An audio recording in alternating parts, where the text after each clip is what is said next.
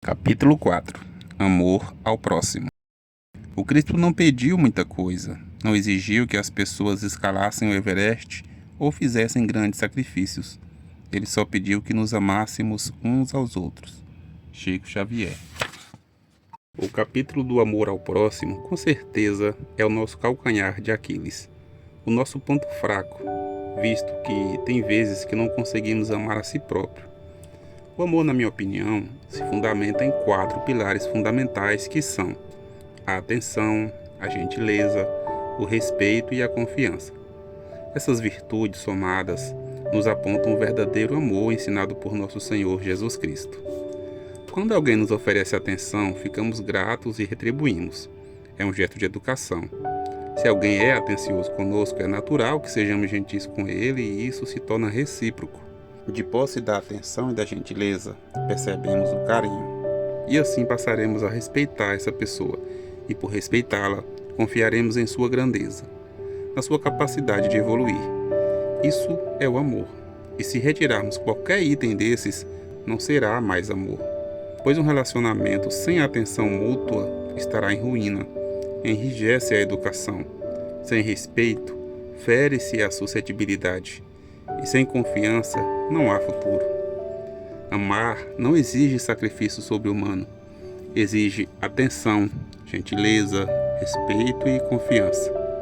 Partindo desse princípio, percebemos que podemos amar muito mais do que imaginávamos e também recebemos mais amor do que pensávamos. E por outro ângulo, também podemos enxergar o quanto negamos de amor aos outros. A paciência, a tolerância, a mansuetude permitem que sejamos mais atenciosos, mais gentis, mais respeitosos, mais confiantes. Elas auxiliam na construção do amor ao próximo. A irritação é justamente o contrário do amor. Ela impede que haja um relacionamento saudável.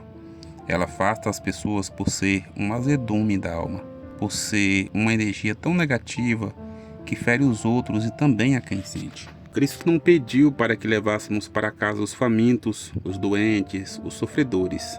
Ele nos orientou a ajudá-los, garantiu que aliviaria as dores e não que as solucionaria, visto que cada um é responsável por suas próprias ações e essas ações geram os karmas. Devemos ajudar a planta oferecendo-lhe água e adubo, mas não devemos querer trocar a árvore de lugar. Podemos correr o risco de perdê-la por inteiro. Amar é doação de si mesmo, algo que leva tempo e deve ser amparada pela fé, sem autopunição e sem cobrança alheia. Não é preciso num instante querer amar o mundo inteiro, mas é fundamental se colocar no lugar do próximo e ajudá-lo com as forças que possui no momento. Tirá-lo do seu ambiente de vivência, sem exageros, é por conta e risco de quem a pratica, pois a necessidade do próximo já mostra uma prova. O merecimento está em baixa, aí verificamos que para socorrê-lo, usa-se o bônus de quem pratica caridade, de modo que não há como cobrar mudança diante do ato benemérito, visto que o necessitado não tinha méritos para receber, e se receber é por conta de quem tem para doar por sua própria conta e vontade. É como um irmão que não tem dinheiro para comprar pão e alguém cheio de amor compra para ele. O que estava sem dinheiro estava por algum motivo sem, e o que pagou do seu próprio bolso, a caridade se verifica ultrapassando os limites das provas.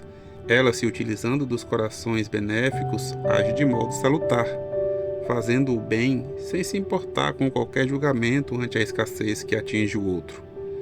Quem faz caridade faz em nome do amor que aprendeu com Jesus, e esse amor não ensina qualquer tipo de crítica ao beneficiado.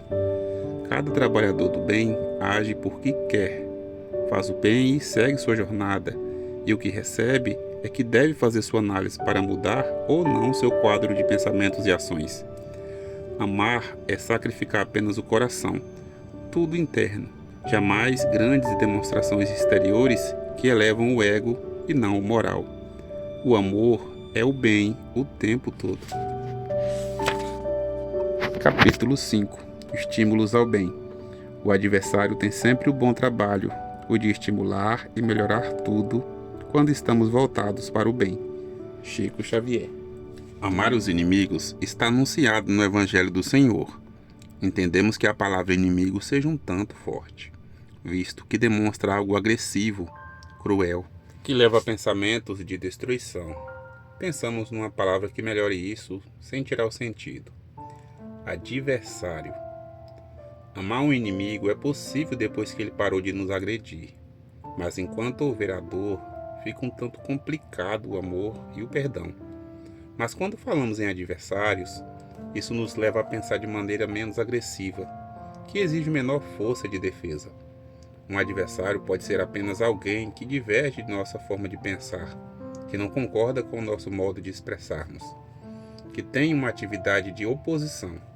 Isso acontece no esporte, por exemplo, sem que sejam inimigos. Para que os times de futebol, vôlei, basquete, artes marciais, corredores e todos os atletas de Olimpíadas treinam para competir e vencer.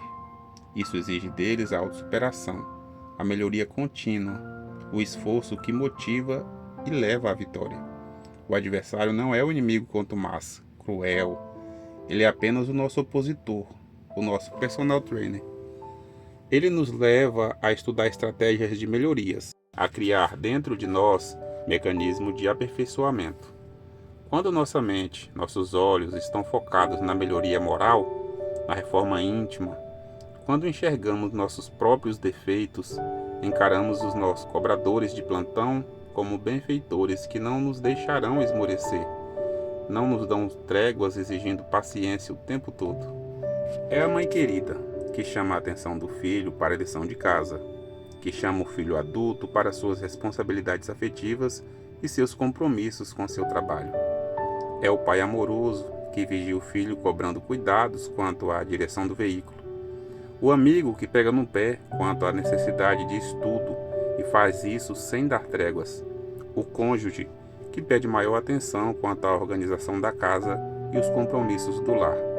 O patrão que exige disciplina quanto à postura e horários. O maledicente que fala demais da vida alheia obriga-nos a ter uma vida mais reta a fim de não darmos mais motivos para ele falar. É o policial que nos atua quando infringimos a lei de trânsito. O vizinho que reclama do nosso som, obrigando-nos a ouvir num tom mais baixo. Temos muitos adversários, embora os orgulhosos não gostem disso. Não os vejam como educadores gratuitos. Eles nos auxiliam na melhoria interna, treinar a alma para viver amoravelmente em sociedade. Claro que esta visão evangélica é para aqueles que se interessam por mudanças morais. De outro modo, são escravos da cólera, companheiros da irritação e possíveis candidatos ao crime. A poda é adversária da planta, mas sem ela, a árvore não oferece frutos melhores e em maior quantidade. A roseira não nos apresentaria rosas mais belas e perfumadas. É um ato de humildade aceitar as dores criadas pelos adversários e que não podem ser mudados por nós. Extrair delas o entendimento que nos faça mais fortes.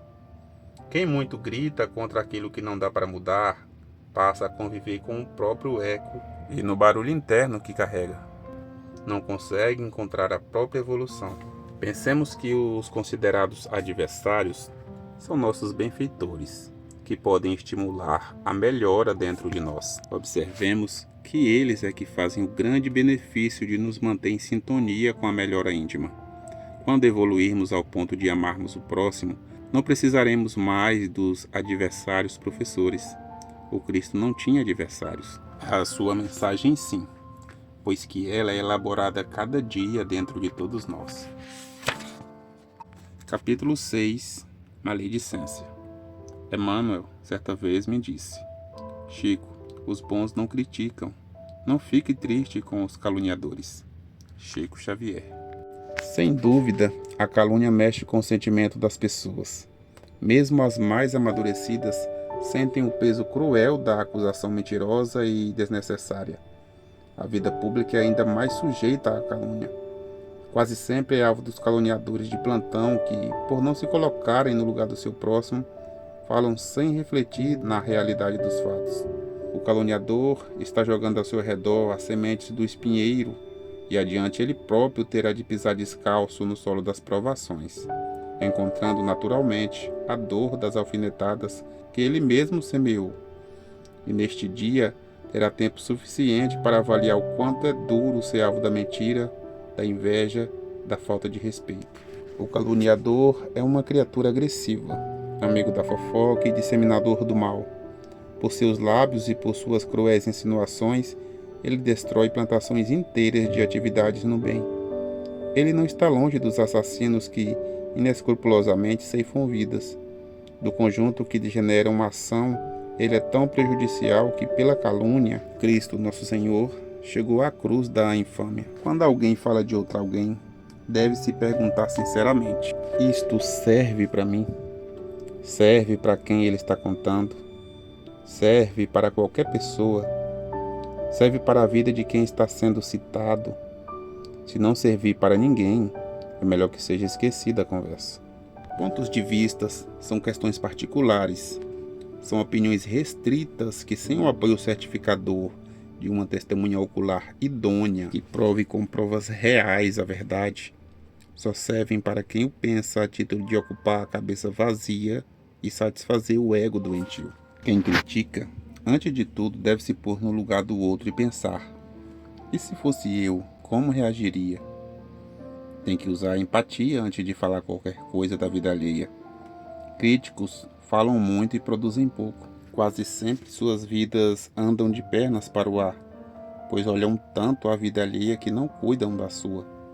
Muitos do que criticaram e criticam a Chico Xavier nunca conseguiram acalmar o coração aflito de uma mãe saudosa por seu filho. Os companheiros do mesmo ideal que o criticam sequer escrevem uma página que console uma alma ferida pelo desencanto. Esperavam demais dos outros aquilo mesmo que eles nunca fizeram. São moralmente pobres criaturas cegas pelo orgulho, vaidosas quanto ao que julgam saber. Se alimentam do material mediúnico produzido por ele e não fazem nada para se melhorarem. Hipócritas, lobos em pele de cordeiro, barulho que atordoa do que o silêncio que guarda a sabedoria. Os bons não criticam, dão dicas, sugestões, estão sempre dispostos a contribuir para que o mundo fique melhor. Toda vez que a maledicência surge, pode ter certeza que por detrás tem orgulhoso querendo, através da inveja, tomar o lugar do outro. Não jogueis pérolas aos porcos, porque porcos não se alimentam de pérolas e nem compreendem o valor delas. Se estão incomodados com alguma informação ou ação alheia, é porque isso tem lhes tocado. Se lhes chama a atenção, é porque algo já desperta dentro deles, chamando-os para uma reflexão particular, pois o que não tem valor não chama atenção. Nunca devemos parar diante das pedras que nos são arremessadas. Se pararmos nosso trabalho, diminuirmos a marcha, tomaremos mais pedradas, porque até aquelas que não nos alcançariam vão alcançar. Segundo, se pegarmos uma pedra na mão, quem garante que num ímpeto de defesa também não nos tornamos agressivos do mesmo nível? Não nos entristeçamos com os maus, pois eles, como nós, estão no rumo de Deus, só que eles ainda estão atrasados na marcha. São nossos irmãos e temos que orar para que eles se adiantem na busca dos ensinos do Senhor. Esse é o papel dos bons.